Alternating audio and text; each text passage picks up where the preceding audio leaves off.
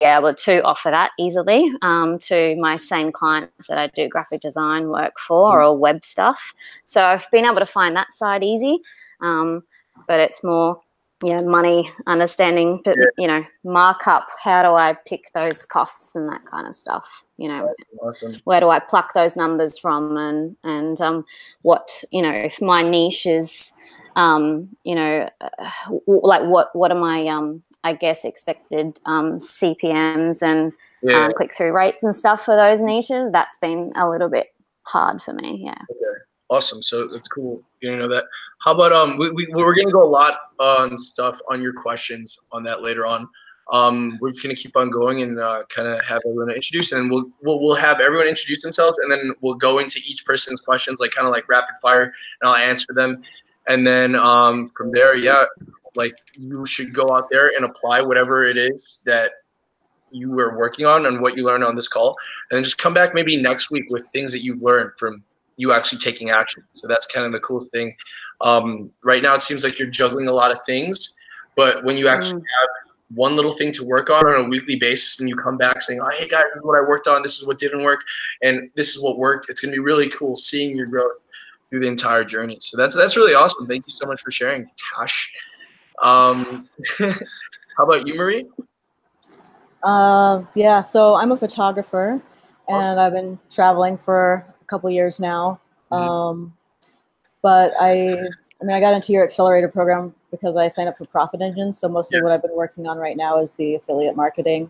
And I'm just trying to get my ads approved at this point. Like I had some approved, I had some good CTR, but then my ad account got disabled. So I started a new one, can't get the ad approved, and I'm not sure why. So I'm kind of seeing if you guys have some answers for that.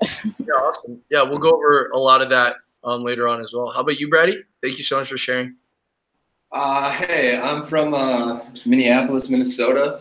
I quit my bartending job in March, and I've been traveling ever since. Right now I'm in Colombia with my girlfriend. You're in where? I actually saw you in Bali, but you were talking to a girl, so I figured I'd leave you alone. You're like knacking, so I was like, all right, I'm gonna give him some space. Yeah. Yeah, I'm kind of in the beginning stages. I've been traveling a bunch, and I've got to just have time to sit down now. So I'm probably going to be doing drop shipping in the next couple of weeks. I'm setting up my LLC right now. I'm trying to get that figured out with my lawyer. Yeah. So I'm kind of in that stage, and then I can kind of go full bore once I get my accounts up. Yeah. But yeah, I'm going through videos, going through YouTube videos. I'm trying to nail down Facebook ads I'm trying to pound Facebook ads as hard as I can. Yeah. Because it's just so cheap for the exposure. Yeah. And this is like advice that I can't give like publicly when I'm on social media, because I don't know what I could actually legally say without me getting paid. But dude, like if I was you, like I wouldn't even wait for like the LLC, right? Because that time it takes for you to actually have an idea in your head and then for you to actually take action, and you're going to start like learning all of these things, and then you're going to get into Facebook ads. And what's going to be crazy is you're going to learn as much about Facebook ads in the next couple of weeks, but you're not actively doing anything. So when the time comes where you actually have your LLC and you create your Shopify store and you get into drop shipping, you're not going to know where to start because you've learned all of this stuff, but you weren't kind of like slowly whittling away on getting, you know what I'm talking about? So like, dude, what's stopping you from actually just maybe doing a little bit of testing right now, right? Because like the business credit card anytime. I'm just waiting on my business credit card so I can start running ads to that. That's basically what I'm waiting for. So if it doesn't go through this week, I'll start a sole proprietorship and get my business credit card sent like this week. It's like needs to happen like now. Yeah. Yeah. Yeah. Yeah, not bad. That's pretty cool. We'll go over your questions. Thanks for sharing, bro. And how about you, Alfredo? ¿Qué pasa? Hello, guys. ¿Cómo están? So my name is Alfredo. I'm from Mexico. I'm actually a chef. I used to live in Aspen, Colorado for about 5 years. Okay. And I just recently quitted my job, moved back to Mexico. and I'm going 100% full-on entrepreneur now. Nice.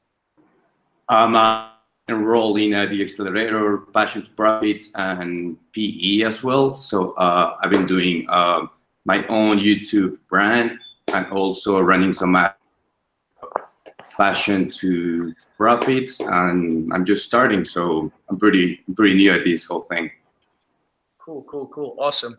So we have two beginners, or two people that are starting, and then two people that are already kind of testing some stuff out. That's cool. So let's actually go back to then Natasha. What questions do you guys have, or what do you specifically have for where you currently are? Because what no one understands is everyone here, even though you guys are in different areas in your journey in entrepreneurship and getting sales and making money online, you know, there's certain concepts that you can learn from each other, and especially the concepts you take from today's training call. Next week, you guys are all going to apply it, and you're going to come back with new feedback from the marketplace, and it'll all help each other out. So regardless where you are for beginner, if you've already started some stuff, just maybe take some notes on what the other people are saying, because even if you're not going through it right now, if, for example, Alfredo, right, like Natasha might say something that might help like later on, right, and you're going to remember it because you're like, oh man, that was like crazy what Tosh said. That was freaking awesome. So what questions do you have right now, Tosh? You know, I guess for me, it's almost like I have some struggles like logistically understanding how it all fits. When I very first signed up to the Accelerator, and I think it's been really beneficial because you've like done those uploaded videos at the beginning now. Like it's helped like heaps, because you kind of like go in, and I guess I didn't quite understand, like, all right, if I have a personal brand, like, you know, like how do I filter my traffic? Like how does it connect to me trying to get money through products, and how does that connect through affiliate marketing, or, you know, and so I guess what I've done is in the beginning, because it was so confusing that I could do everything. So I've had to just try and hone in on like, just go, all right, right now I have decided to do the drop shipping, the e-com store. So just put out affiliate marketing for the moment, even though you want to. Stop the whole personal brand thing, even though you want to. And just try and focus on that main thing. So that was a huge thing for me, because I think that creative brain was like, oh, okay, I just need to do it all, and I need to like get it done now. So it was really, really hard for me. It's been a real struggle to try and just kind of hone in on it, because some of your weak stuff, you've tried to kind of cover all angles of, you know, doing the personal brand and the webinars and those types of things. And it's been a little bit difficult to try and, I guess, interpret them and transpose them onto like the drop shipping. So, but I guess mine is trying to understand like ClickFunnels, because it was from going from nothing, spending no money and trying to spend a minimal amount, to then signing up to ClickFunnels, trying to justify that spend per month. I think that like the minimum is like the $97 per month, up to I think about $300 or something like that. And I guess now that I have done a couple of weeks of Facebook ads and realized that like I was getting to a point where I was spending about $30 to $50 a day on ads, then the money for ClickFunnels is, you know, kind of like not really a concern. But I guess because I haven't done it yet, I'm a bit unsure on how to actually link, because you can actually have the ClickFunnels and Shopify simultaneously working now. It never used to. Is that correct? You know, I was literally jumping on here today so that I can like download ClickFunnels for the free trial tomorrow, and that was going to be my thing. Like I was going to use these Sunday things as like this progress to understand ClickFunnels, and then be able to ask those questions along the way. So do you have any kind of, I guess, like basic knowledge from somebody that hasn't signed up, I'm a little bit scared of like just putting out another subscription, you know, like it just seems like I'm spending another $10 here a month, $20 here a month. And then I'm just having to like add in all these like plugins for, for postage and upsells and, you know, like everything, you know. And so I'm kind of hoping that once I almost set up ClickFunnels and be able to have that with Shopify, that the things like the upsells and stuff like that, I wouldn't have to have those plugins and that kind of stuff with Shopify. But they're those things that I'm flying blind, and it's really hard to kind of like just Google it a little bit without just jumping in and figuring it out. Yeah, which I was going to do tomorrow anyway, fresh day of the week and go. So yeah, I guess, you know, is it easy? Is it easy to have the Shopify and ClickFunnels, or is it just something that I know ClickFunnels can do everything. They can kind of work all the way through to the actual purchase. I don't know. I guess I've gone through all that effort of setting up that Shopify store, you know, because I feel like that brand is important, the branding and that credibility and having those social media pages that kind of correspond to that. I think in Australia particularly, that, you know, it means a lot that, you know, an Aussie can kind of get on and know that that's a real kind of a real shop, a real online place, and they feel that's security, I guess. So I get a little bit concerned about ClickFunnels with, you know, the URL links and stuff like that, kind of making me look a little bit cheap, I guess, and nasty. All right, cool. I know how to help you out. So to begin with, when it comes in, because there's like a lot of things that you said in that thing, right? But I kind of want to just break it down and then kind of like change your perspective and what you are currently going. Because right now it's like cool where you're at, right? You know, you're like in this place, you have all this opportunity, and the problem for you is you have too much opportunity. And with that, you don't know what to focus on. Right? Let's actually go in terms of like the plugins and stuff like that, in terms of perspective, right? And you're in Australia, and is this your first business, or have you tried things in the past?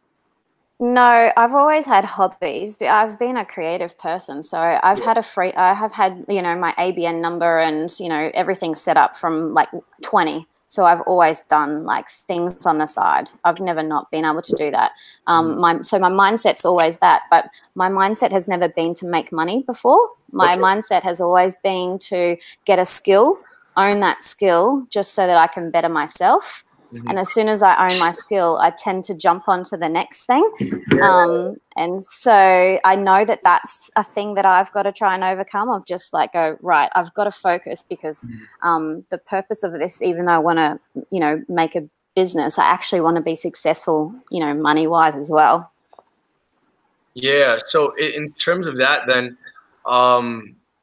when you're transitioning to the thing of making money, a lot of it is just like putting everything in a perspective, right? Like, for example, back in the day when grandma and grandpa would start a business, they would literally have to sell everything, like be $100,000 in debt, and that's before they actually start making profit.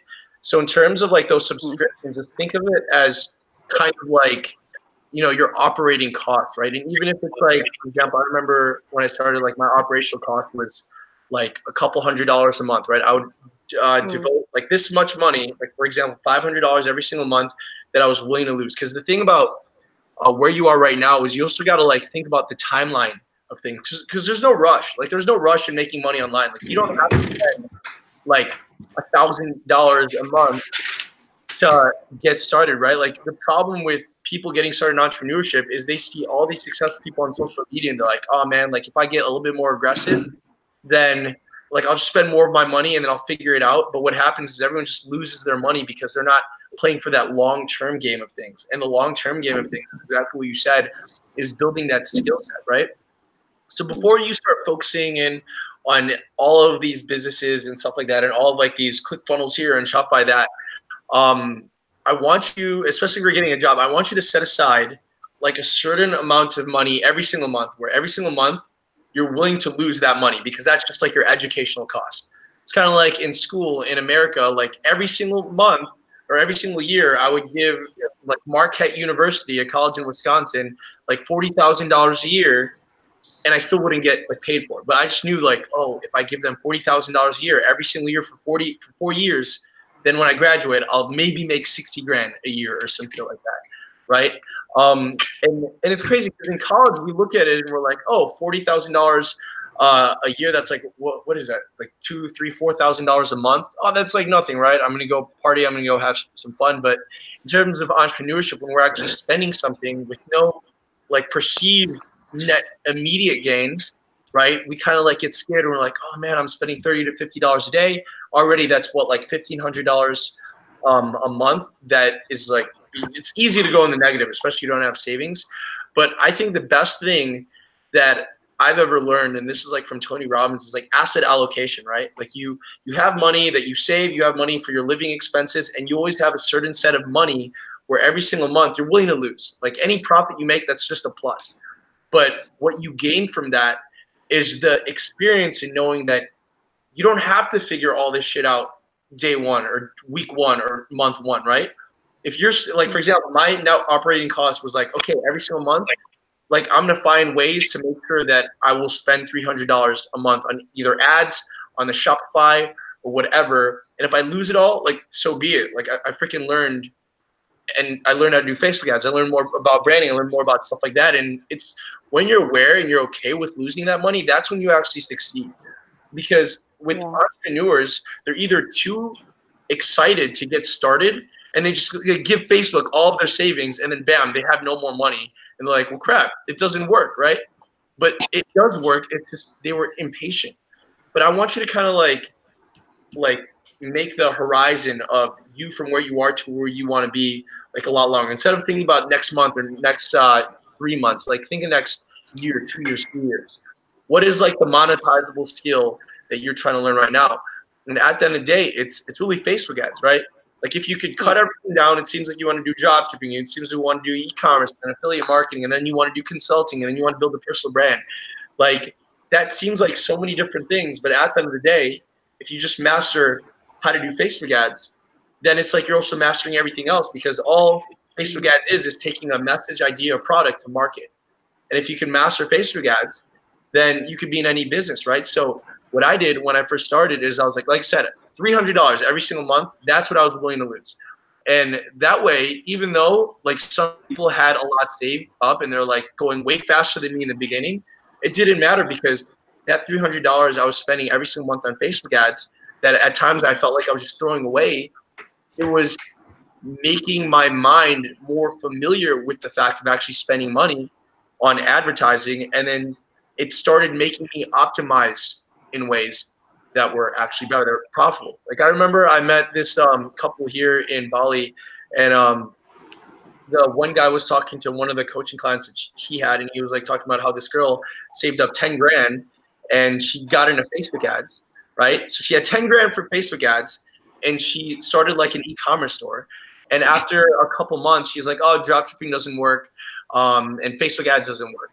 And then when we looked into it, we were like, yo, so you spent 10 grand, but did you ever like change the image? And she didn't even know what she, like I was talking about. She never even optimized the split text. She literally created one ad, and then she had one image and one description, and she just like ran money to that, like $20 a day, every single day, until like that 10 grand was like spent up. And she never learned, because the problem with having money when you first start is you just like throw it away, right?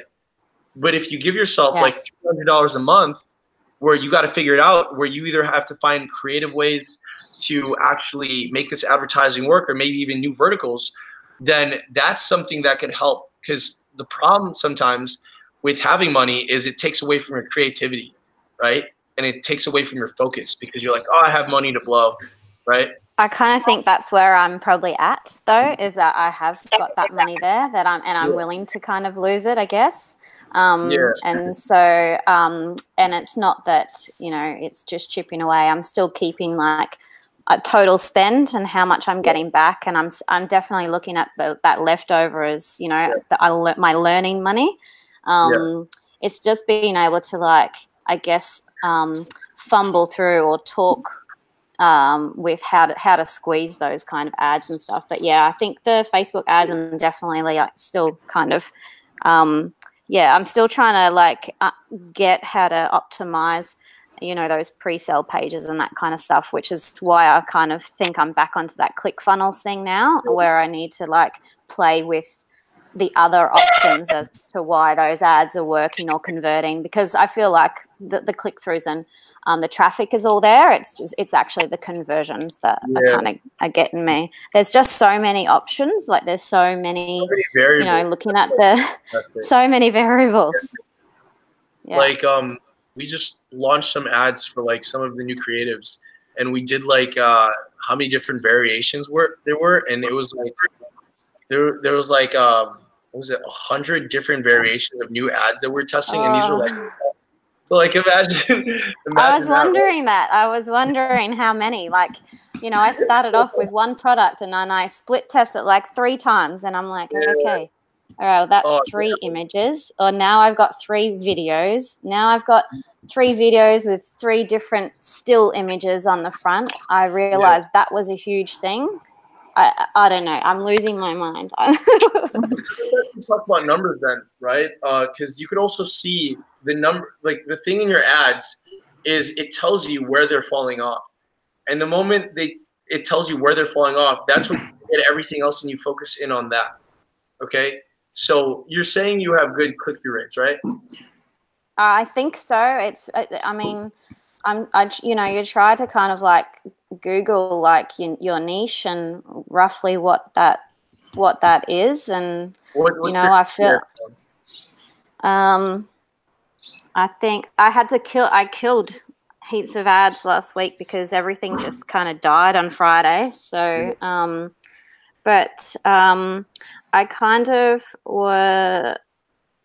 was kind of looking at about 11 cents CPC and about $8 CPM, and and my click through.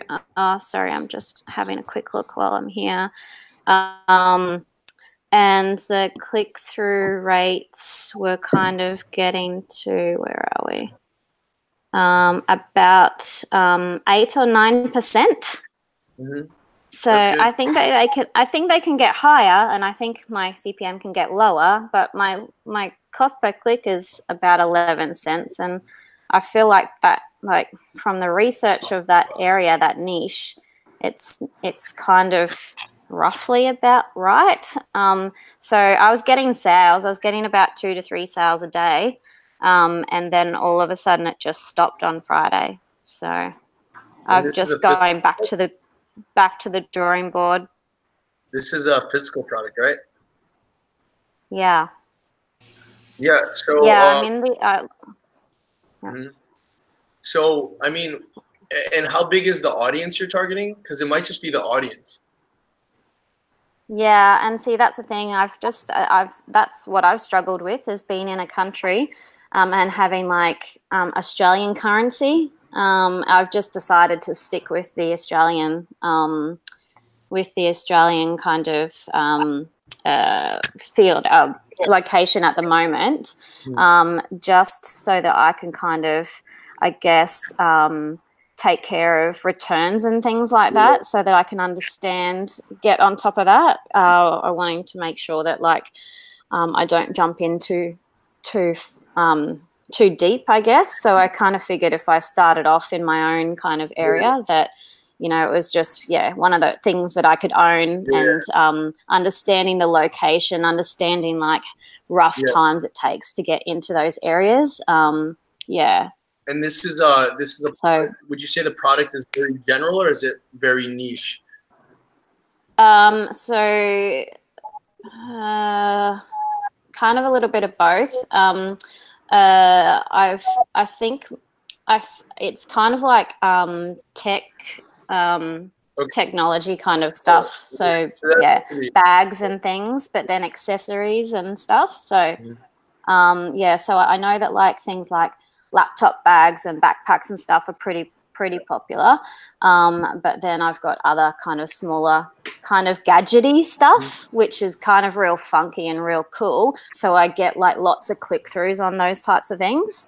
But then I try and, you know, I guess where the ClickFunnels is going to be good is just understanding those upsells and how to kind of like, take them from a small, you know, funky kind of product to trying to sell the bigger ones. I think before you work on like the upsells, one of the first action steps you could do is just focus on consistent sales, right? Because like the upsells won't matter if you're not getting consistent sales on a daily basis. Then you're just like wasting all of your time doing things that you don't really necessarily need right now, right? Like for example, my business when I first started in the e-commerce space was it had no upsells. Like for the grill mats, and I sold a lot to Australia. Like you guys are crazy, man. You guys are buying like 5, 6, 7 grill mats at a time. I'm like, man, dude, I really love the Australian market. But it's it's maybe not even focusing on those upsells and just trying to find ways to increase your consistent daily sales. Because then when you're able to make consistent daily sales for the next week or two, then that's when it's good to invest some of your time and money in figuring out the upsells, right? Yeah. And I think that's probably where I was at. Is just looking at I was getting to a point where like some people were actually buying like 3 to 5 quantities of that main product, and I honestly have only advertised 2 products, so I'm just only kind of playing with them because I don't want to. You have drilled it into my head to not go to that next week without learning the week before. So I have been like trying that, but so that's cool. So I think what you could work on then is, it seems like and then were those ads profitable like before it died out on Friday? I was almost like, because I'd literally only just got to a place where I could figure out my magic metric. I could only just like, I had like 4 weeks, like just to be able to do that. And I realized that, it was, my magic metric was like $13.80 or something like that. And I was on about $20. So I was still not cutting even, but it was, like it was close. It was shaving. I was shaving it down. That's probably my problem. Were you doing retargeting? Are you starting to do retargeting? I had started to create the audiences and play with that, because that's probably where I was with the Accelerator, to have a look at the retargeting and those lookalike kind of things. But I still feel like it's still at an immature place, I guess, like to play with those. But no. And that's, again, why I'm at the ClickFunnels place because I can appreciate that they've got it's a little bit more streamlined to get that retargeting in place. But I mean, the Shopify, you could do retargeting as well, right? Like, especially when they just show it and they haven't added to cart, or if they added to cart, then you could create that thing. But then I've still got to do like 1,000, right? Like I still have to wait. I guess I've got like I'm probably a little bit off that to be able to do that retarget, because I need the 1,000 to be able to create that audience. Yeah, I would just set it up and just see and wait. But then until then, just try testing the audience, right? Because like the thing about Facebook ads is if you have the audience and then the message and then the product, that's like the audience, message, and the creative, and you just kind of like split test between the 3. It seems like the CTR rates are good, the CPM rates are good, and then you're getting really cheap clicks. So it seems like, and is this to Shopify or is this to ClickFunnels? No, to Shopify. That's where I'm at this place of like, do I jump to ClickFunnels? No, so what is like the cost per add to cart?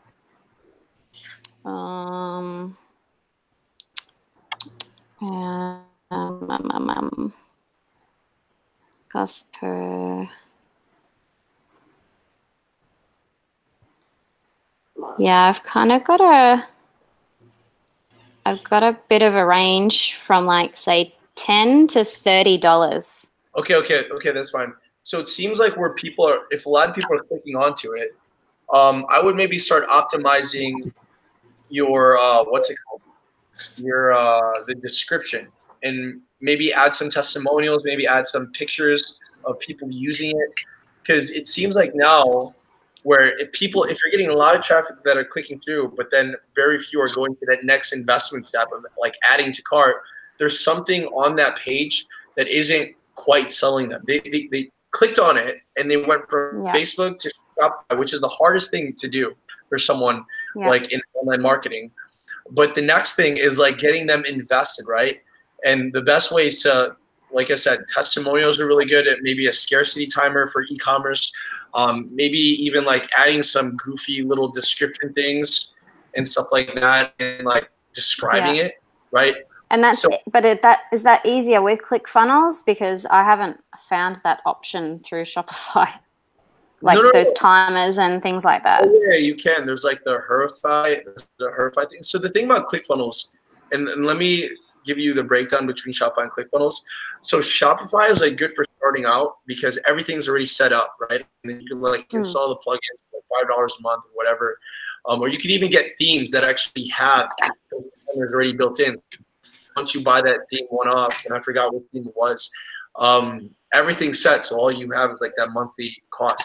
The thing about ClickFunnels is it's more, how do you say, manual, right? Like you gotta like customize everything, and with manualness and customization, especially with what you got going on right now, it's another thing that will just give you options and more variables and more opportunity, which maybe might just like more shit on your plate and might make you go even more crazy.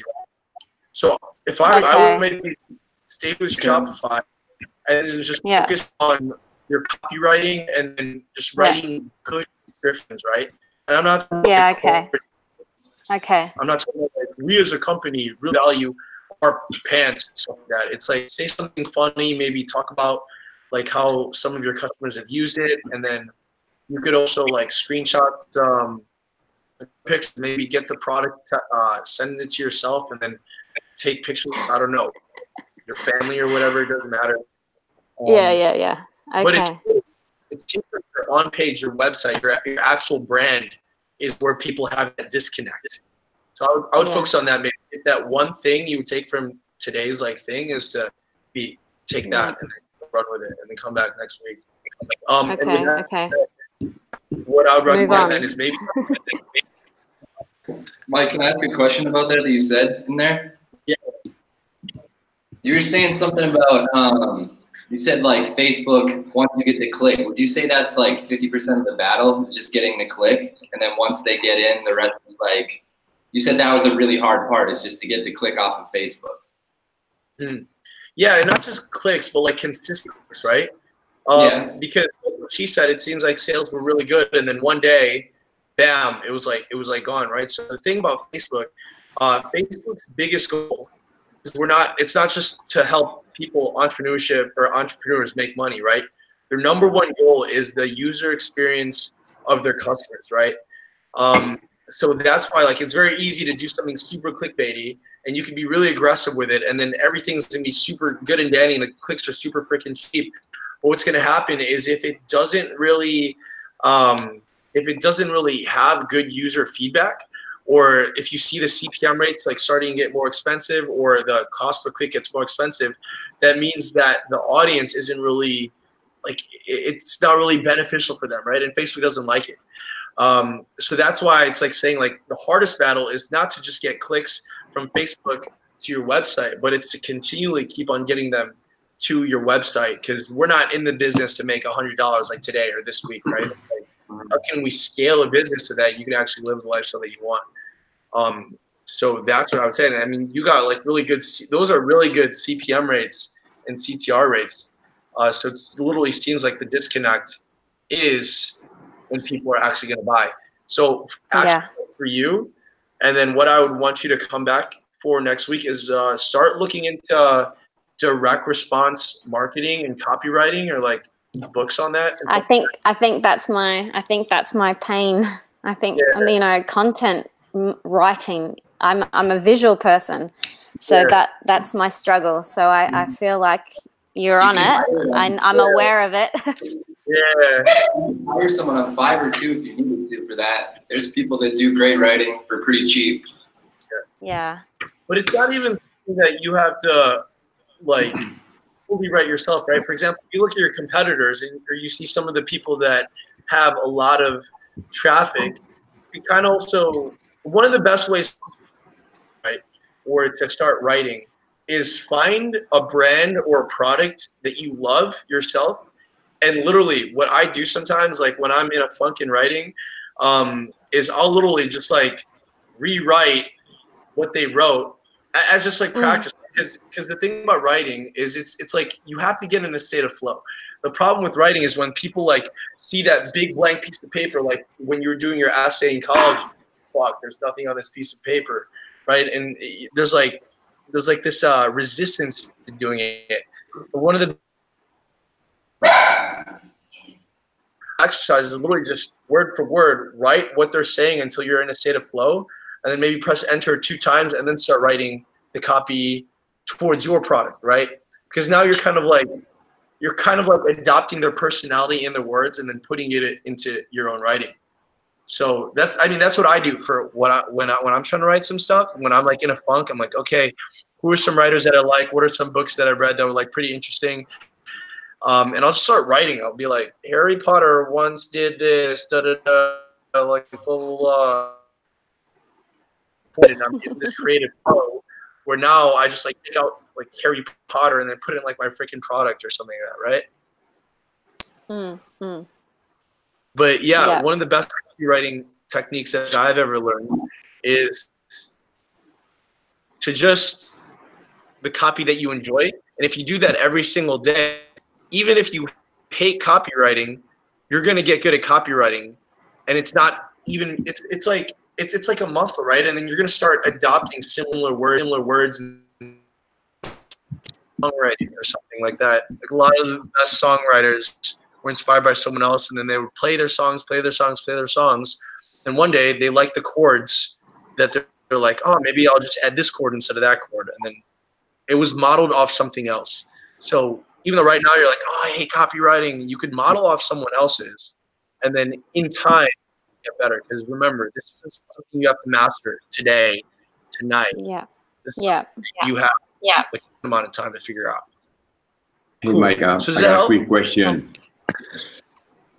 Quick question, Mike. Yeah, bro. I've been following this pro show a different approach. So it's a blog-based shop.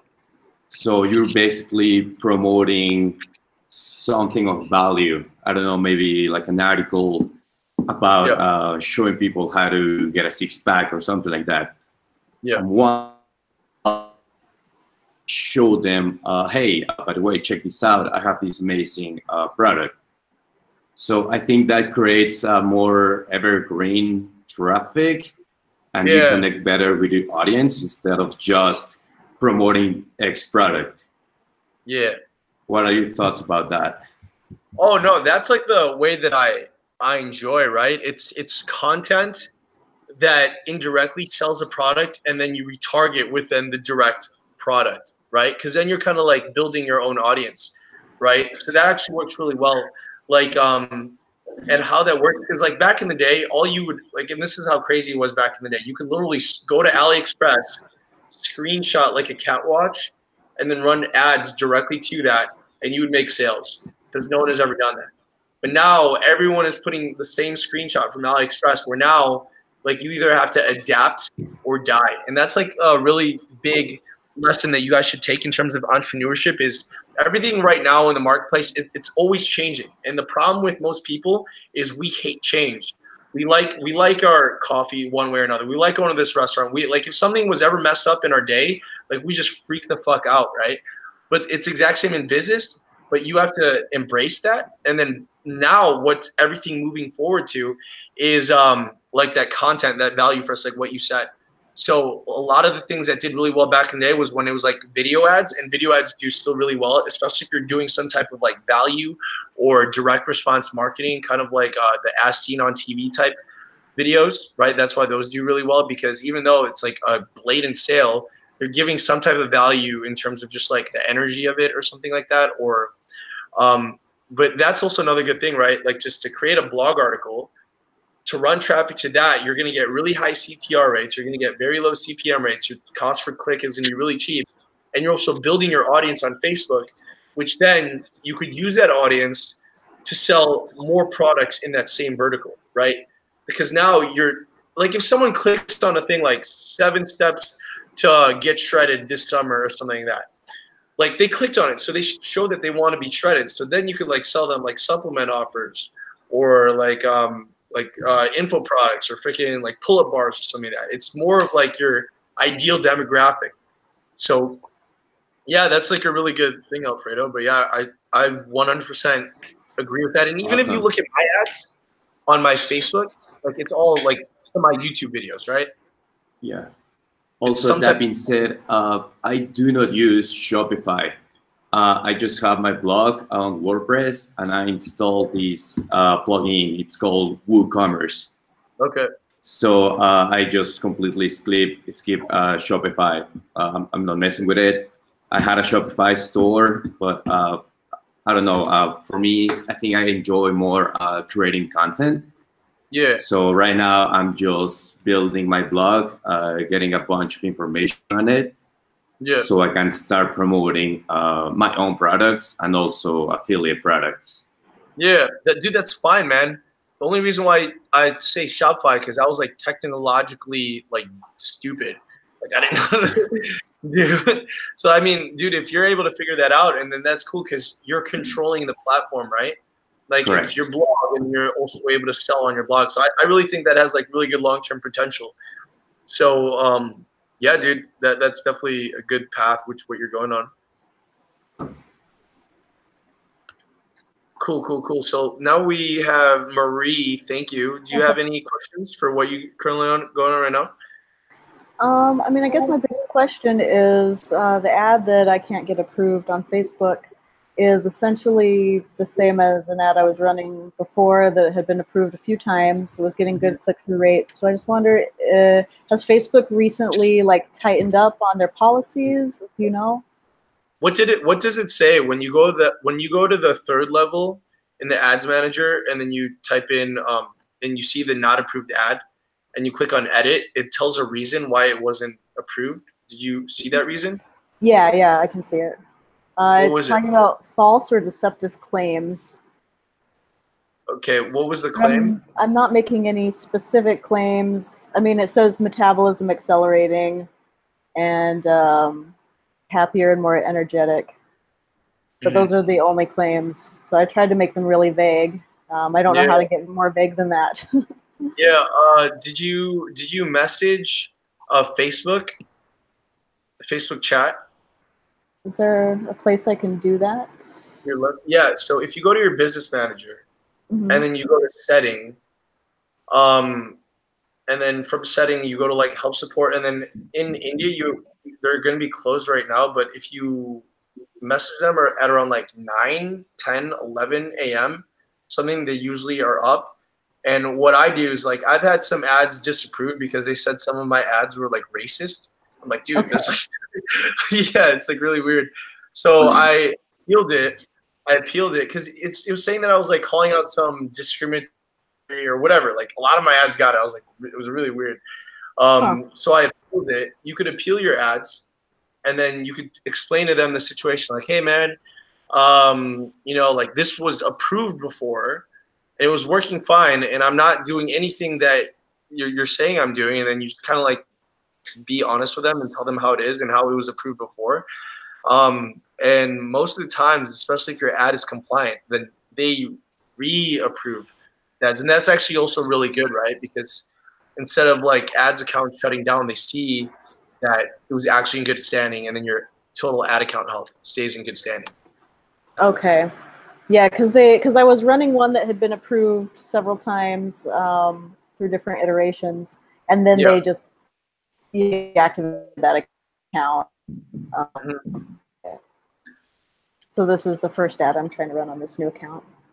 Yeah, I would then ask them, and especially I'll give that a try. And then appeal it and let them, motherfuckers, it's not racist.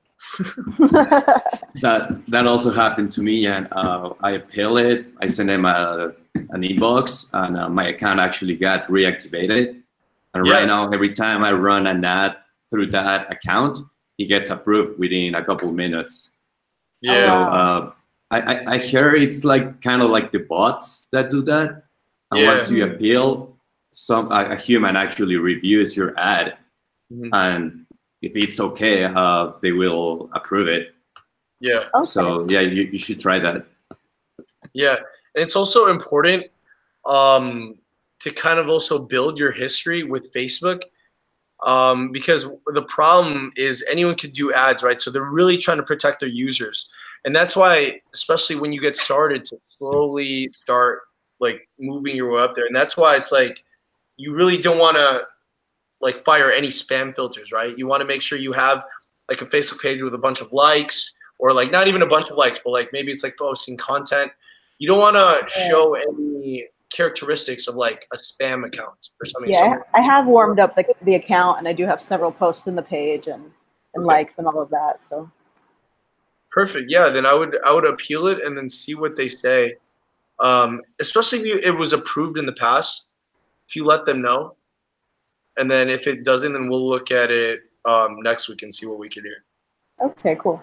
Thank you. All right. So Marie, I'm assuming you are doing the profit engine approach, right?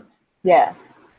And I have a question for you, Mike. That approach, you're just sending traffic, but you're not getting an email. And for me, it's hard because I'm actually buying traffic, and for me, it seems kind of like a waste. Especially when you're making sales, I would much rather be getting something. So that's why I stopped doing profit engine approach, because I'm trying to figure out a way to get an email and then send them to an actual offer. Yeah. Which they don't teach you that on profit engine. So what are your thoughts about that? My thoughts on it is like, for example, it's the way they sell affiliate products through Profit Engine is similar to like how people sell e-commerce products, right? Where you're not actually like, but the only difference is you're not getting the customer email. For me, I always collect the emails, right? I always collect the emails no matter how much it is. And the thing about ClickBank and stuff like that is it's other people's products, right? And it's other people's services, and even the email you don't control. And like my philosophy is all business work, and like that way works really well, right? And it works for a lot of other people. But for me, I like building businesses that'll be around 10, 20 years down the road, right? And then the email list is always gonna be there. And even though right now Facebook ads is doing really well for people that are doing ClickBank, affiliate marketing, and then doing it to the pre-sale page or the quizzes or stuff like that, I'm very like, how do I say, I'm very like skeptical on what traffic sources will be around in the next 5-10 years, right? Because like, for example, I'm not always going to be in a hustle stage. I want to build a brand. I want to make a bunch of money, and then I want to make sure that the system's in place where if one thing's broken, the whole thing doesn't go to shit, right? Where if like Facebook ads goes to shit, or maybe something new happens and everything goes to Instagram and no one goes on Facebook anymore, I'm not going to want to go back in the regrinding stage. So for me, I'm always collecting emails. But for everyone else that make the first couple $100s a day, that's an easy way to take someone who's not technical from nothing to a couple $100s a day, right? Because if you add email to it, like for example, what we were talking about with Natasha, is it's adding another moving component. Now you have to learn how to write. Now you have to learn how to do like a headline and stuff like that. And the way the Profit Engine works is like, and if you look at the testimonials, it's like a grandma, okay? A grandma that has no experience in internet marketing. How can we teach her the bare minimum for her to go from nothing to making sales? That's kind of like their approach of it. And then once you get more, then you can add the email marketing and stuff like that. But like for most grandmas, dude, that's just like over their head, right? It was like, oh, copy and paste this thing, just change this word here, and then you're good. But the moment you start adding like HTML code, or oh, you have to put this JavaScript in this whatever, blah blah blah. Like I had a hard time doing it, man. So I can only imagine like people above 50. But for me, I always collect email, especially because you're building more of a brand, right? You're blog. Correct. Yeah. So that dude, collect the email 100%. The thing about these courses that you take is you don't have to take everything from that course. Sometimes there's only one really concept that you take from courses that is the most beneficial, and that's what you run with, right?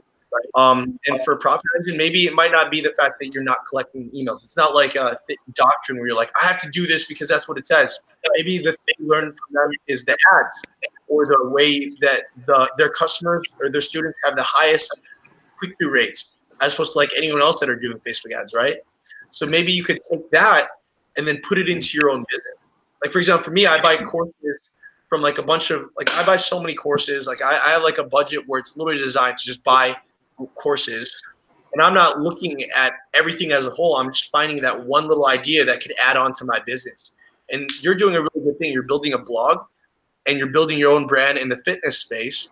So it's really cool because now you get to just see what's working in other industries and you work for it in your own thing. But for you, I would definitely recommend collecting emails, man, because emails are going to be around for a while.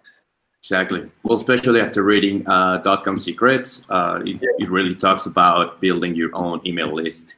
Yeah. So that is pretty big. And not just like building an email list, but like building that community of tribe that follows you. So, for example, when you're using this gram to make $0 to $100 a day through ClickBank offers, right? It's cool. They're making money, and a lot of these people are profiting like stupid amounts for someone that doesn't have any technical skills. But they're always finding new customers, right? But sometimes they don't understand that the hardest thing, like what we were talking about with the click from Facebook to your Shopify store, the hardest thing is getting the customer.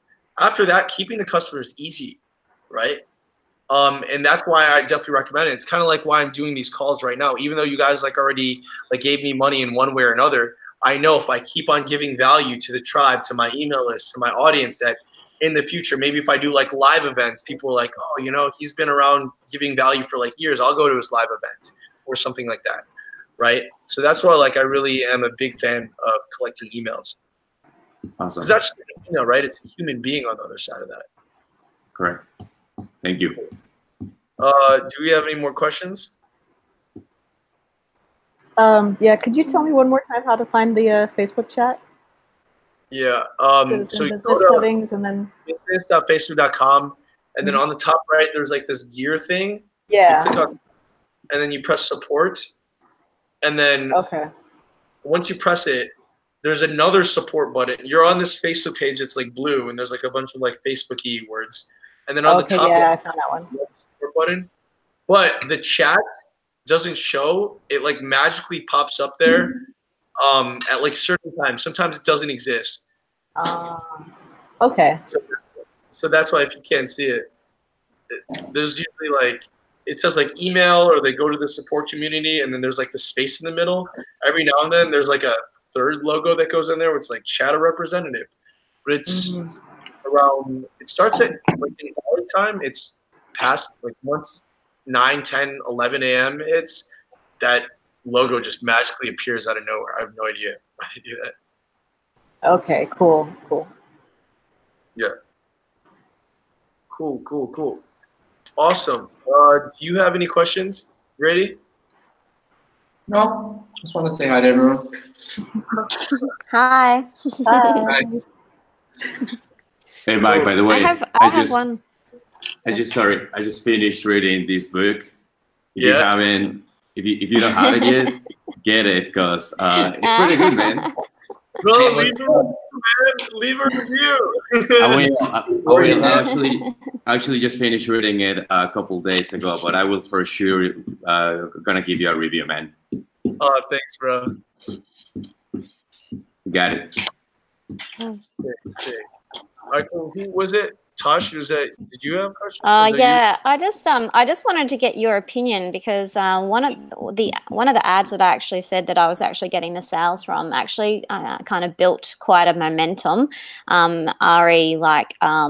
Comments on it and shares, so it was kind of like starting to get its little viral thing happening, which was great. I guess where I was stuck was then split testing and duplicating that, and almost finding that better ad that then didn't show those shares and that reach and the amount of people that were kind of like viewing it. I guess I just wanted to get your kind of opinion there of, you know, looking at split testing it and then going back to that same ad and actually updating it to those ads that are improved, I guess, so that I can maintain that presence. So what do you mean when you improve the ads? So I guess, all right. So you know, I've got an ad that had been working pretty well, and I think it's like we were saying, it's this pre-sale page that I'm gonna probably split test a few different ones of these. Maybe that's my kind of goal. I think from this today, this week, that's what I'm gonna do.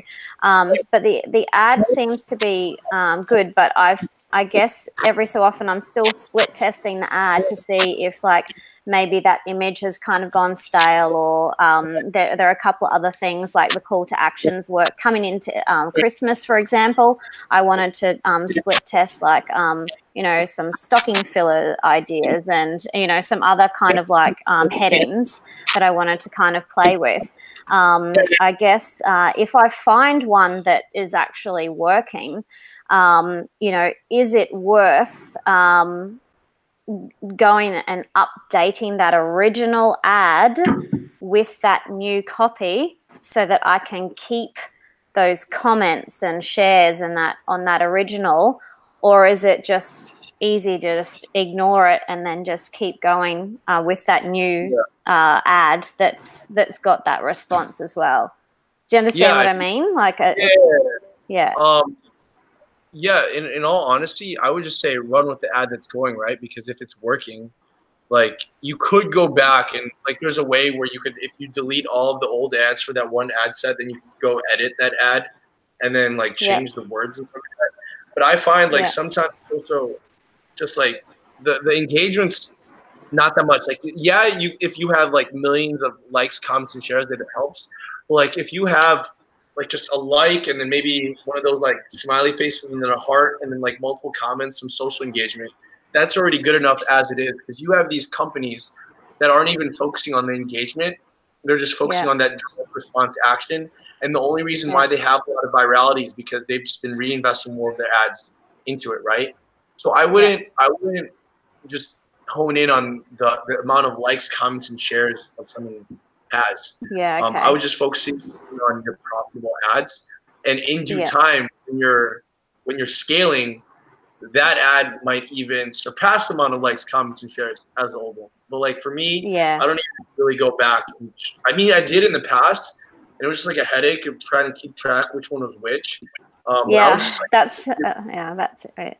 Yeah, I agree. That's kind of been that hard kind of shuffle.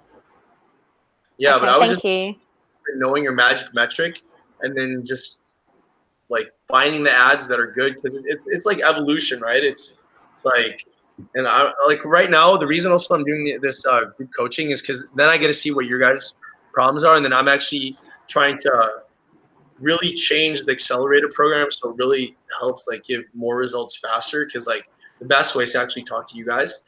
But it's probably going to update a lot in the next, I would say, 6 months.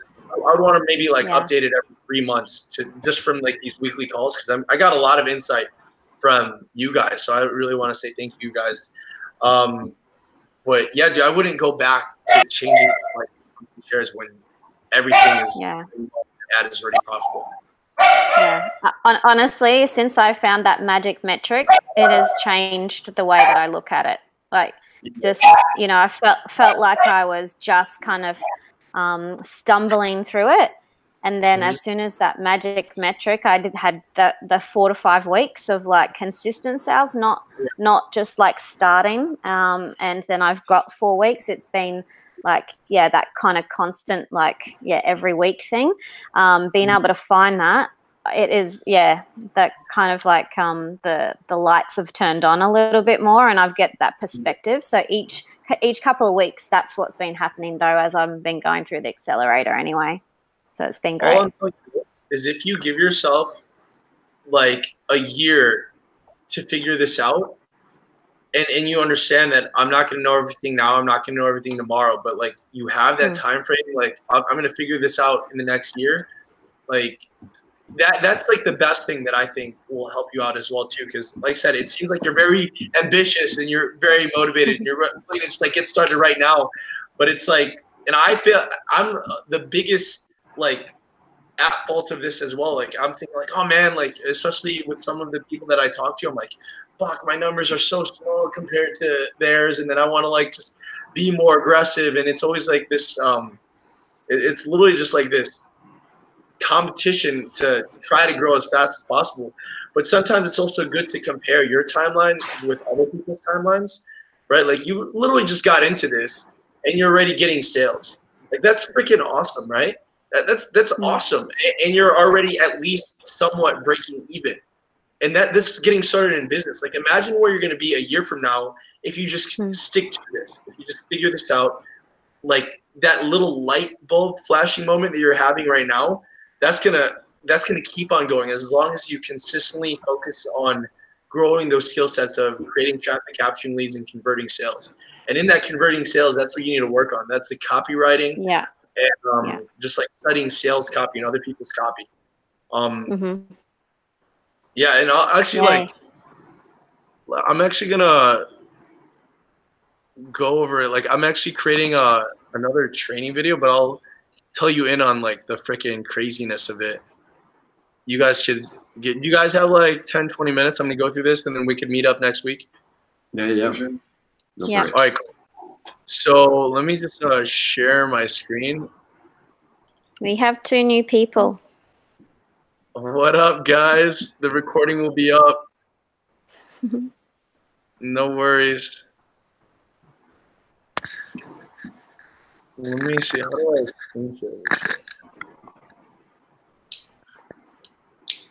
Hey, Mike, what are your thoughts on targeting third world countries such as India, Philippines, and omitting your common countries such as the US, UK, Australia? Because I heard some people are having a lot of success and their ads are actually pretty cheap. Yeah, of course they're gonna be cheap, man. It's like India, bro, and Philippines.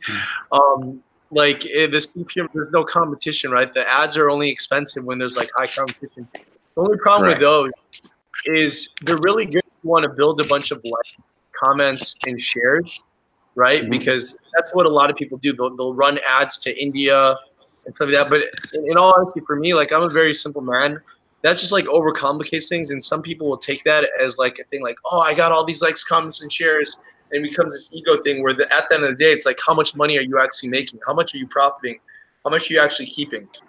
Right. So, but if you're targeting the Indian market and maybe you have like an awesome Indian e-commerce product and you're in India, then by all means do it. But like for me, I don't target any third world countries unless the reason why I'm asking. Through Commission Rocket, which was one of the bonuses from Profit Engine, there was another bonus that it's called 60 Days with Dan, and he just shows you his journey doing Profit Engine, and he's been running ads literally to pretty much India, Philippines, Indonesia, and he's been killing it on sales. ClickBank offers? Yeah, he's promoting I think Decimator or some other program, but he actually excludes the US, and people from India and Philippines are actually buying, which is kind of crazy because I thought, I mean, they just click, but people are actually buying in those countries. So that's kind of his approach. What that is and there's this concept called like red ocean and blue ocean when it comes in terms of like business, right? Where for example, when I first started in e-commerce, what was it, in like 2015, it was blue ocean because you could put up anything and it'll turn into money. Like seriously, you put in the dumbest stuff and like you don't even brand your homepage, man. Like back in the day, you wouldn't even brand your homepage and you would still get sales with like crappy copy. But what happens is, as more and more people get into dropshipping, because the barrier of entry is very low, and that's why you're building blog and a brand is really good because that's kind of like your own blue ocean. It's not like shark infested water. What happens is the ad rates go up because competition for it and people are like advertising the exact same offer, things go up. But then you have these countries that no one advertises to, and what happens is they're getting sales like towards that thing. For me, like I'm in it for like building a long-term business. I wouldn't necessarily be ecstatic if like all my customers were Indians, right? Because then it's like you work with people that you want to like, I don't know, like I like talk. It's not. It's like who if you're gonna build your blog or your dream clients and you're in the Indian market, then yeah, do it by all means. But what happens to them is they're finding a blue ocean and they're just like pummeling ads to it. But what's going to happen in the next couple of years is everyone's going to start targeting India, and then like Indian costs are going to go up, right? For like those ads.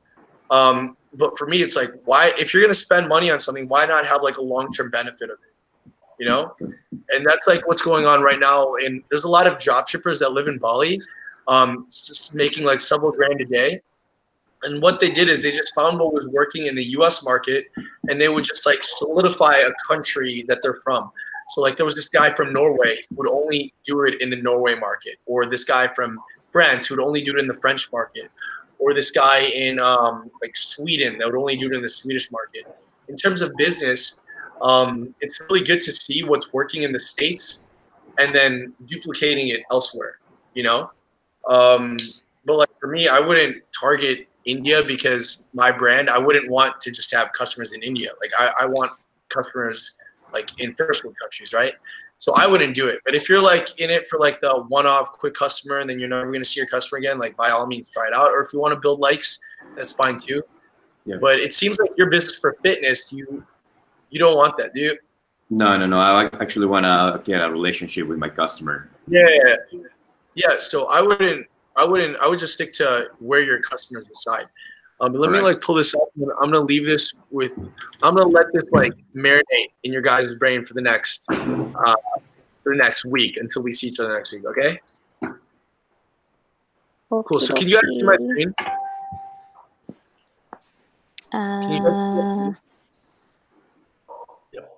Yes. Yeah. Okay. Cool. So it's really cool, man. Like in the past couple of weeks while I've been here in Bali, I've been really like talking and asking people's questions, and like a lot of people have been asking me questions about their brands, and that's kind of like where my business is moving towards, because like now I could create traffic, capture leads, and convert sales for like a lot of products online. And a lot of my friends out in Bali, they're trying to like figure out where their place is in business, because a lot of them actually don't want to do e-commerce, but they want to have some type of product or message or story or brand that they want to sell. And a lot of it is like in terms of personal branding. And for those that aren't in personal branding right now, it's fine. Like this will still apply in terms of e-commerce. If you're just a beginner entrepreneur, this will also apply as well. But like, how many of you guys know who this guy is? No idea. Okay, so this guy is like in the dating niche, but he found his blue ocean because it was in terms of women. He was like a good-looking English dude that was giving advice to women, right, on how to date. Like you've probably seen some of his viral videos, like pretty epic. And the reason why, because like when I was looking into this, when I was more in like the gray hat stuff, I was like, oh, maybe after e-commerce, I might get in the women's dating niche, right? I remember I was gonna hire someone to like be the guru of the brand, and it was like crazy. I remember I was gonna buy this guy's product, and then my dad was like, why in our credit card statement did you buy something from getthatguy.com? Like I'm like, no, Dad, it's like super weird. But you know, you want to find out what your main competitors are. So I was like, okay, this guy's good. And the thing about this guy is he's doing like millions. He's doing millions a year, and it's pretty cool. And my friends, they're also in the dating niche, so I always show this guy to him. And a lot of them are like, oh, you don't want to get in the dating niche. It's like really cool. This is like my passion. I love teaching people confidence, how to like find their prospective partners in life. And what I was telling them is I was like, okay, you want to find clients, you want to attract customers, but you're not changing yourself. Like you're not changing yourself. You want a result that you don't currently have, but for you to get a result you don't currently have, you need to become something that you are currently not. And what I was talking to them with this is they know who this guy is and they see him for who he was. But what they don't know is when he first started his business, He literally looked like this guy. Look at this. Look at this, like Matthew Hussey Young. He doesn't even look like the same guy. Before he made millions, after he made millions. Before he didn't know any of his dream customers, after he knew his dream customers. Before he had a lot of results, after he got a lot of results. He literally became like, these are like two different people, right? And the craziest thing is the same thing is happening in my journey as well. Like before, this was me, man. Can you imagine, like this was the guy before he got into entrepreneurship, before he got into personal development, before he got into like the journey of becoming like the best version of myself. And before that, like before this, it was literally this. Before this, it was literally this. Like how messed up would that be, right? And if you look on the left side, right, shy, broke, no confidence, no business skills, afraid of failure, afraid of being judged, skinny, awkward around people, to a confident, successful businessman, shredded, no fear of failure or judgment, shredded because I took, you know, homeboy's shredding course right here. What was your name again? Because I went and I read Alfredo's blog and I figured out how to get it. It was like pretty lit. And at ease at any social situation. So the craziest thing is like I'm literally preparing this for like Accelerator 2.0, which you guys are gonna get. But can you imagine if this was the guy that you're learning online marketing, business strategy, and confidence from?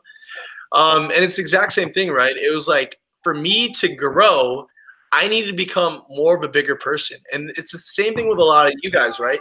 Like a lot of you guys are here right now, and this is where you want to be in the to understand that they have to go through some type of evolution to get to the next stage in their life. And to get there, you know, there's the problem with most people is their external environment. You know, so the reason why people stay the same is because you know, now, and then you're trying to turn into, I'm gonna use you guys. Some of you guys are loud. Some of you guys are like eating cookies. I don't know who's making that noise. Okay, can everyone like mute their mics? Cool.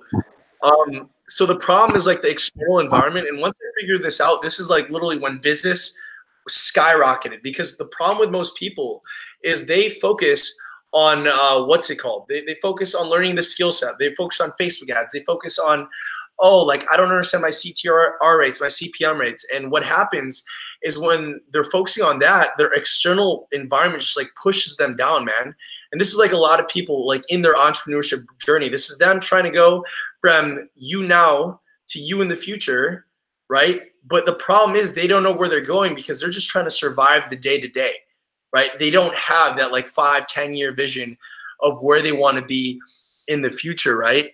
And because of that, what happens is and especially like you guys are in entrepreneurship, so you guys know this as well, especially if you guys have traveled. Like who's in India right now? Is it Marie? Marie is in India. Cool. So what you probably realize whenever you go back home, while you've lived your life, while you've seen so much things, while you captured so many cool things on camera, like your friends are still doing the same shit, right? Yeah, exactly. They're doing the same shit because they're stuck in constant reaction to their day-to-day life. And if I was stuck in my constant reaction every single day to the day-to-day external environment, right, I would have still looked like this guy right now. Seriously, if I didn't figure this out. And the reason because of this is because, like I said, people are in constant reaction to the external environment. And this thing is dragging. And what happens is you now will stay the same with you in the future. And a lot of you guys, you know, the reason why you guys are in the Accelerator, the reason why you guys want to make money online, the reason why you guys got into entrepreneurship is because you know that you in the future will be so much bigger than where you are right now. But here's the thing that you guys understand, like, and this is like the training that I'm gonna do. Life is literally 5% what happens to us and 95% how you react to it. So Tosh was talking about how there was like all these things happening, all these things, but what separates someone that's successful from unsuccessful is they understand that what actually you're learning, everything that you're going through, all the skill set that you're learning is just 5% of it. And 95% is how you react to it. What are the things that you're taking from the marketplace and what are the actions that you're currently doing on it? And this is just, like I said, a small percentage of your reality. People get stuck on this. Like I said, you know, when Marie goes back and she goes and sees everyone back at home, everyone's still doing the exact same shit because they're literally stuck in this day-to-day grind and they're not seeing where they're actually going, right? But what no one understands, if you kind of like back things up a lot and you put it into the bigger picture of things, like this is your environment, that crazy epicness like this right here, it's actually not that big, right? Because where a lot of things are actually going on is in your mind. But the problem with most people is they focus on just like learning Facebook ads or learning like the new gimmicky things like targeting India and stuff like that. And they're reacting to their environment instead of focusing on what's like the most important thing in entrepreneurship. This is what I've been working on since I was freaking 18 years old, man.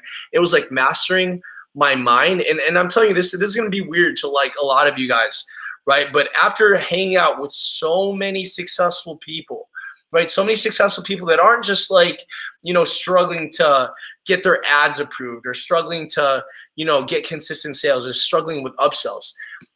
Those people are just like trying to control this right here. But the bigger part of the picture is understanding your mind. And for me, what has helped a lot was literally meditation, personal development, and visualization. Because, for example, for meditation, and this isn't going to be like an entire thing where I'm like, oh, everyone should start meditating and stuff like that and doing weird like hippie shit.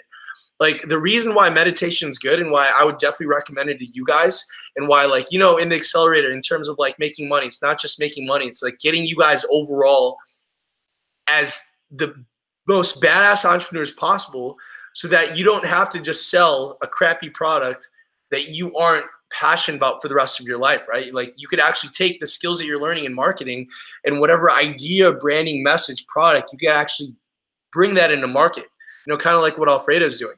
And the reason why, like, for example, and I'm going to break this down, and this is something that you guys could start adding on maybe in your daily ritual as you guys are focusing on the skill set stuff. Because remember, you know, the skill set shit is literally like small compared to the overall bigger picture of this.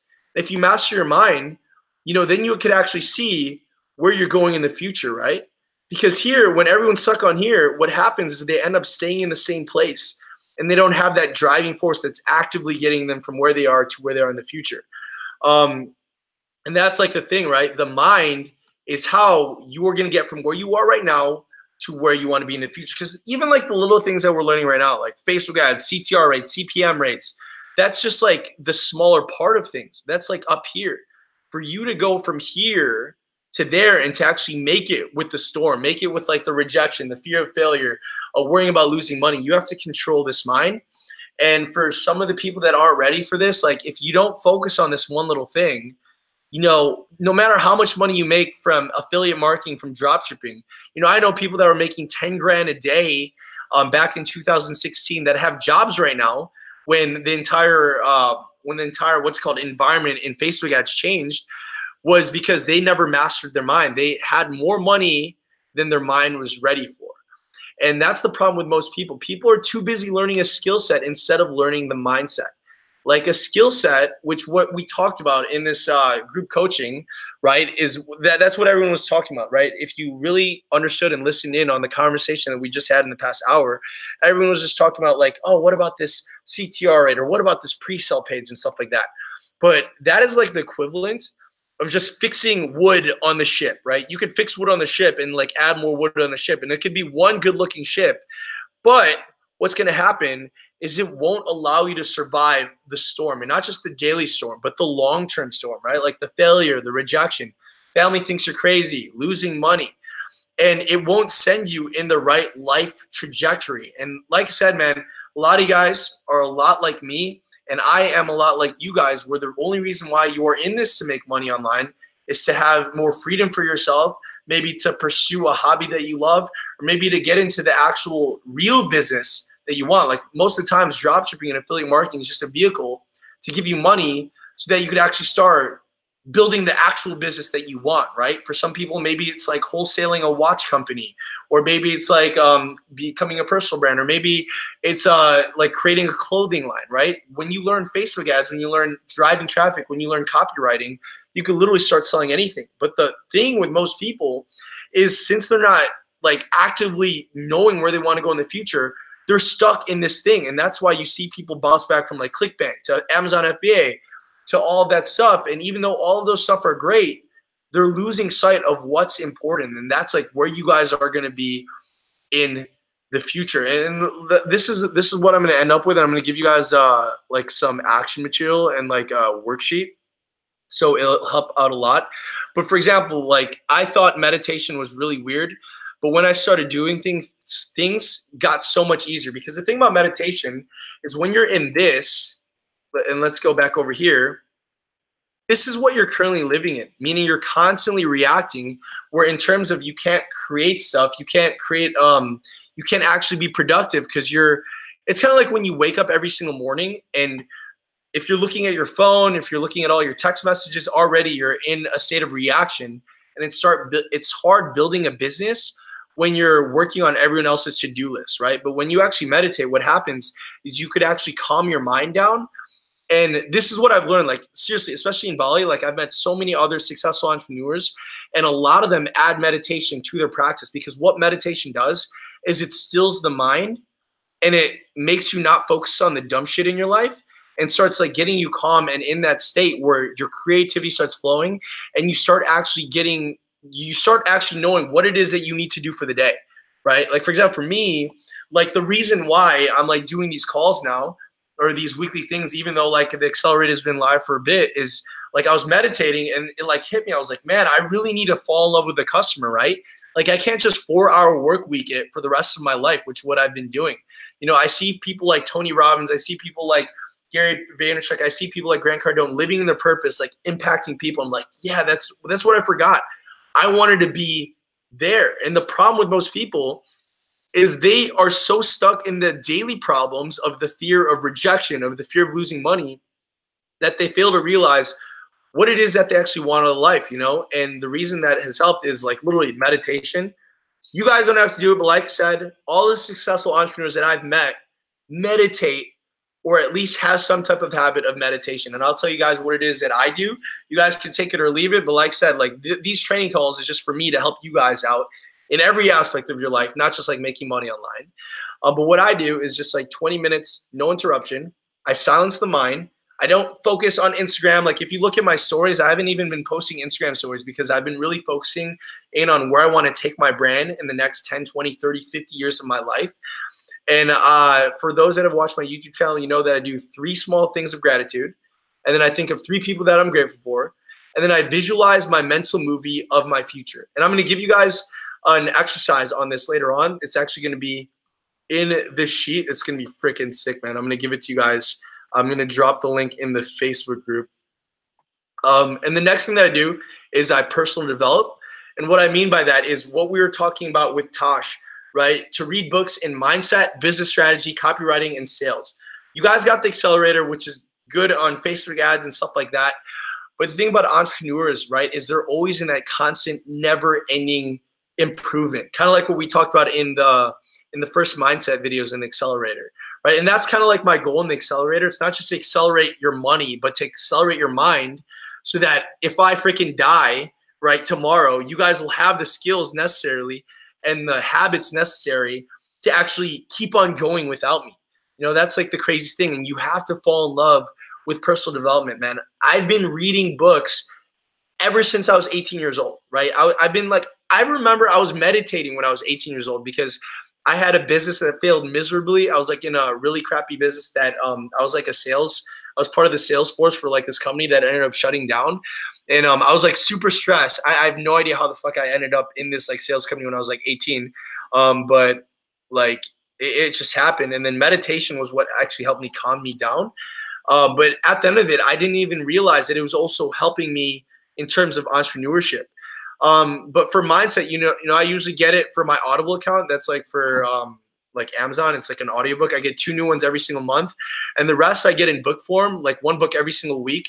So if you do the math, right, you take the number of pages of a book and then you just divide that by 7. And even if you're a slow reader, that's only like 30 minutes to an hour a day. So definitely add that along in with your thing. Like some of you guys will take it for what it is. Other you guys, like if you read a book every single week, you will become world class in whatever you are reading about within 4 years, okay? And if it's mindset, business strategy, and copywriting and sales, you'll have enough in your brain to take any business from 0 to 6 figures, to 6 figures, to $1 million, to $1 million, to 10 million, to 10 million, to 100 million. which is what like my goal with my Mike Vestil brand is in the next like 5 to 10 years, to build it to around like a $50 to $80 million a year business, right? And another thing is getting Evernote, right? Getting Evernote, this is like my second brain, where I literally put in like all of like the notes, like for example, research and development when it comes to books.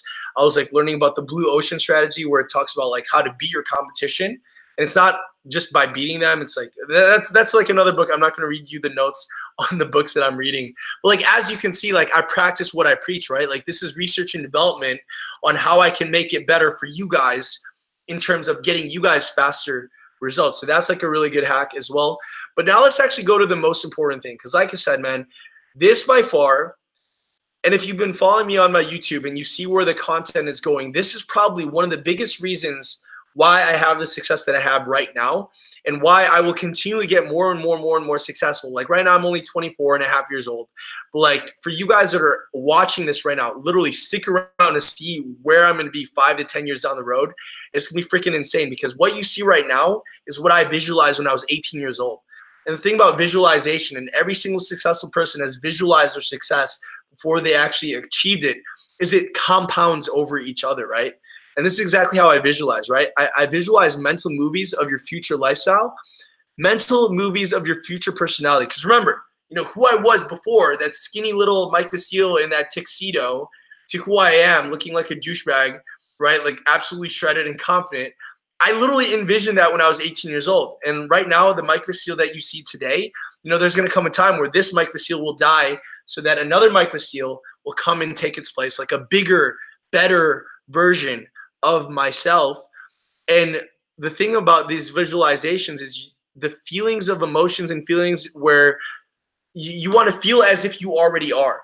Because like you know, especially if you are in personal development, is for you to get something, you can't get something and keep it without first being that person. And at the end of the day, the results that we want, the only reason why we want those results is because of an emotion that it gets us. But the problem with most people is they're so stuck in scarcity that they never actually get the results they want, because their brain they're self-sabotaging themselves. So this is exactly what I do, right? And I'm going to send you guys this thing afterwards.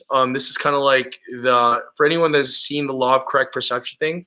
One of the biggest things that I've done since I was like 18 years old is I had this thing called the Knights of the Round Table in my brain. And now you guys are actually knowing like how my brain operates, because this is kind of like why it looks like I'm always just on freaking crack on my YouTube videos, is because these are the people that are in my mind. Ever since I was 18 years old, I remember reading this book. It was called like the Einstein Factor or something like that, where it was like saying where you want to, when you're in your deep visualization, present self, where you're not thinking about anything else other than like the mental pictures that you're seeing in your head. You know, what I did was I remember I would put myself, and this is like pretty interesting. Let me make this a little bit bigger. I would put myself in a room in my mind, and this is what a lot of successful people do. I'm not crazy, okay? But I'm telling you, if you guys start doing this, it's gonna start pulling you up. You know, people say that you really become the average of the 5 people that you hang around with the most. The problem with most people, though, is they're around really negative people. So you got to ask yourself, how did young 18-year-old Mike Vestil go from where I am to where I was to where I am right now without any networking possible, man? This was like when I was in college, when I was stuck in Wisconsin, where there was no one else successful around me. Was like, it was this visualization technique that I learned when I was like younger, when I stumbled upon this book, where it basically said that you're in a room, and in the room there was like 6 chairs. There's actually 7 chairs. And on the 6 chairs, you actually have the people that have like certain characteristics that you want, right? And here's the thing, if you surround yourself around those people enough, you start becoming them. It's kind of like when you meet a friend for the first time, like maybe you go to college with them, maybe you go to school with them, and even like your dating partners, right? Say if you have like a wife or husband or girlfriend or boyfriend, if you hang out with that person so many times, you start adopting their characteristics. You start adopting a little bit of their personality. And it's the exact same thing with what I've been doing, man. Like you take a room like in your mind and you kind of fill like each seat. Like this is kind of like the table that I see in my mind of the 6 people that kind of have certain characteristics that you have. Like for example, like what did Grant Cardone do where he's literally about to have like $1 billion under management for like his real estate thing? like what certain habits did he have, right? So I would like literally go deep into him. Like I would watch some of his videos. I would like read his books. I would see like what made him here, to the point where now like in my brain and like these Knights of the Round Table, like I could literally hear him talking and blabbering to like everyone else that's in the table. Same thing with like Will Smith and like his visualization, right? On his story on how he actually got the Fresh Prince of Bel-Air role, how crazy that was, to where he was able to be like this huge time success in his own right, to like Arnold, to like Tony Robbins. And then these two, it's kind of like a secret. You don't know who it is. So kind of like letting you guys kind of like fill it in. You guys can't really know who are the 6 people that are in my mind at all times. But the most important part is this person right here, the person on the opposite side of the table. This is who I'm going to be 10 years down the road. Now, I remember when I was 18 years old, and the person here is the person that you see like today, right? So I hit my ideal self 10 years down the road faster. So now in my mind, it's kind of like this, because even though you kind of like have these people that you're modeling, right? The biggest driving force isn't really their lives, is who you're becoming, right? It's like that active growth of where you are to where you want to be. So I remember like when I first got started when I was 18 years old, when I was like looking like this, right? I knew I wanted to be something else. I didn't want to be this kid with the results that he had for the rest of my life. I knew I needed something else. I wanted to make more money. I wanted to have more friends. I wanted more loving relationships. But the problem was this person couldn't cut it. And the problem was I also didn't know what that person looked like. So what I did in my mind, and I know this sounds like weird to some people, but literally this has changed my life. And maybe you guys should start doing this as well, especially when you get more into personal development, is I started filling people in on these seats, and I would know so much about these people. I would know their history. I would know their upbringing. I would know their childhood. I would know like their habits. I would know their characteristics, to the point where sometimes where I lose myself on who I need to be, I would like go back to my meditation. And once I would meditate and like go to my visualization exercises in that time period, I remember I would just like sit back and relax and kind of like visualize all of them having a conversation. So I remember I would just be like sitting here, like 18-year-old Mike Vestil, and I would just like see what would it be like if Arnold was talking to Grant Cardone while Tony Robbins was yelling, while Will Smith was saying some funny shit. And the entire time I was just observing how everyone was reacting with each other, because the moment you know someone so well in their brand, you could kind of like start visualizing how they really act. Like even if you guys watch a lot of my YouTube videos, like it won't be that hard for you to close your eyes and just imagine what it is, some shit that I would say if like someone says something, right? Or how I would react. And the crazy thing about this is kind of like one of my main secrets on how I really effectively get to where I want to be really fast, is because every single day when I lose sight of who I should be, what I should act, I put myself in that mental movie of who are the people that I want to be like, who are the people that are going to bring me up, and it reminds me on who I need to be. So what I recommend, I'm going to give you guys this thing. I'm going to put it in the Facebook group. But like I said, everyone's in so reaction that they don't know where they're going to be 5-10 years down the road. So what really helps is if you have certain people that you can model, so that whenever you feel lost, the best way is to put yourself into this mental movie of everyone talking to each other.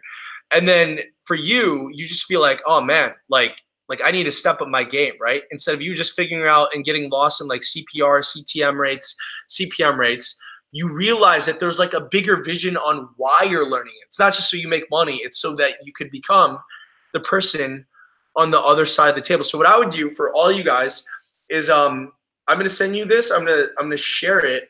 I'm gonna send you this thing right there. And then what you do is you go over here and you go and press make a copy.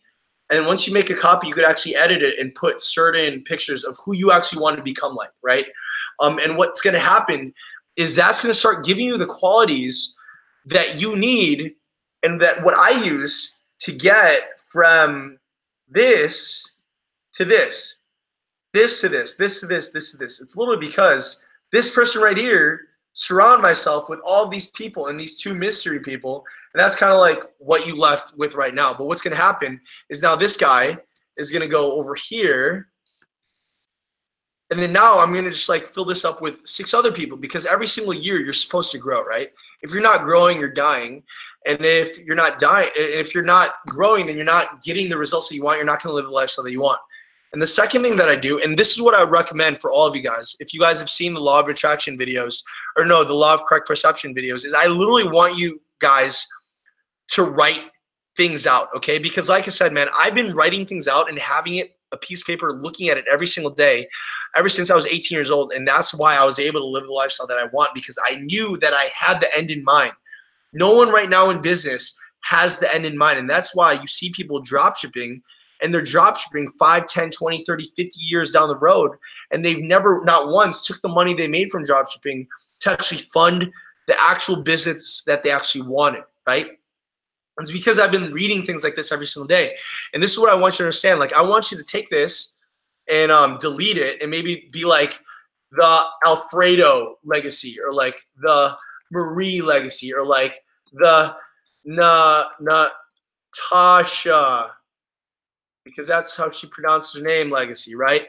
And I want you to start writing down what is the life that you want to live, and then go backwards to it, right? I like thinking about it as we each live 2 lives. The first is the life we live before we realize that we only get to live 1 life. Then there's living that life. Once you realize, like, holy shit, we only have 1 life to live. So this is kind of like what I've been reading. I wrote this out a week back. This is like the most recent one. And this is kind of like my driving force to go through the storm of the day-to-day. So who is Mike Vestil? Or in your case, it could be like, who is Alfredo? Where's Alfredo gonna end up? Where's Natasha gonna end up? Where's like Marie gonna end up, right? Where's Brady gonna end up? So for me, Mike Vestil is a billionaire business mogul, philanthropist, philosopher, and award-winning author that has forever changed the way entrepreneurship was ever taught. He shattered the limiting beliefs of people who were being choked down by the past education system and prehistoric, inefficient ways of thinking, and led a movement of entrepreneurs that collectively, through their brains and resources, have forever changed the world as we know it. He walks through life with ease and purpose and lives a life where every single second is filled with being bold, present, playful, and filled with gratitude and optimism. He gave the common man or woman hope and broke the shackles of millions of people that were stuck in the prisons of their own minds. People talk about him as the modern-day Renaissance man who has not only mastered the art of business, but fully mastered other arts as well, from singing to playing guitar to being fully fluent in Spanish, French, German, and Dutch. Mike Vestil was a man who constantly pushed what it meant to get the most out of life. He's surrounded by the most loving and inspirational people every single day and treats everyone with love and respect. Even strangers are amazed when he greets them with big hugs and familiar laughs and smiles. He created a charity called the Pasa Salamat Fund, which means gratitude in Filipino, which helps build schools and provides clean drinking water places in the Philippines that need it. He is a man that knows no limit and has unlimited potential. So that's like an example, right? Like what I did is like, it's this thing called the eulogy exercise where basically, I don't know if I wrote it down because I'm still like writing this down. Well, basically what the eulogy exercise is you want to imagine yourself on your deathbed. What do people, when someone writes your eulogy and they're kind of like saying the speech of how you lived your life, what are they going to say about you? Are they going to be like, oh, here lies Mike Vestil. This guy sold grill mats. Or, oh, here lies Mike Vestil. This guy, you know, he sold barbecue gloves, right? Like, that's not a life that I want to live, that I want to be known for. On my deathbed, I don't want my eulogy to be known as the guy that just sold grill mats on freaking Facebook ads, right? And that's the thing that most people don't understand when they get into business. They don't have that idea of where they want to go. And for me, like I said, I knew exactly what I wanted to do. I wanted to get into dropshipping, make a bunch of money, take that money, and then reinvest it in maybe affiliate marketing, make a bunch of money, reinvest in other things. And then eventually came to the point where I was like, hey, man, Tony Robbins, Gary Vaynerchuk, Grant Cardone, they're human beings, and they were able to start something from nothing. And a lot of you guys are starting far ahead than where they started. So why can't you live a life where you can actually have it all? And for you guys to understand that, you guys actually need to go back or go future to like your deathbed and to see whoever's talking or saying your eulogy, and you want to kind of like reverse engineer it and see like, okay, what is the lifestyle that you live, and are you on that right trajectory to get to where they are right now? Like for me, like said, man, like I was 4-hour work weeking it here in Bali, but there's only so many times that you could freaking surf, do salsa dancing, and learn languages, right? Like I want to actively building. I want to be actively doing something that could create an impact. And the only reason why I remind myself that was because I knew exactly who I wanted to become, who in the future, and I knew the habits that I needed to do to get there. I knew that I needed to follow my customer. I knew that I needed to focus on you guys, right? And this is only going to happen I get more closer to you guys and fall in love with your guys' problems and help you guys get to your results. But the only reason why that was able to happen was because of the fact that I knew the end in mind. And I just want you guys to have this like word of thought, right? Like a lot of you guys are getting into this business. Some of you guys are already making sales. Some of you guys are making $100 a day. But I want you guys to understand what is like that end game in your mind that you guys actually want, and what are you guys building up towards, right? So I'm gonna put that in there. But what do you guys think, man? Because like I said, the thing about business is even in the lower paradigm businesses is it's just so that we have money so that we could start doing the things that we were meant to do, right? So what do you guys think about that little concept right there? It's like super rough because I like just threw it together because I was like super inspired this morning. But what is everyone thinking in terms of personal development? Or is everyone just like, oh man, I just want to know Facebook ads and shit like that? No, I think it's awesome. I write my goals every single morning, every single night. I'm a strong believer of the law of attraction. Yeah. First, and you're attracted. So cool. Yeah.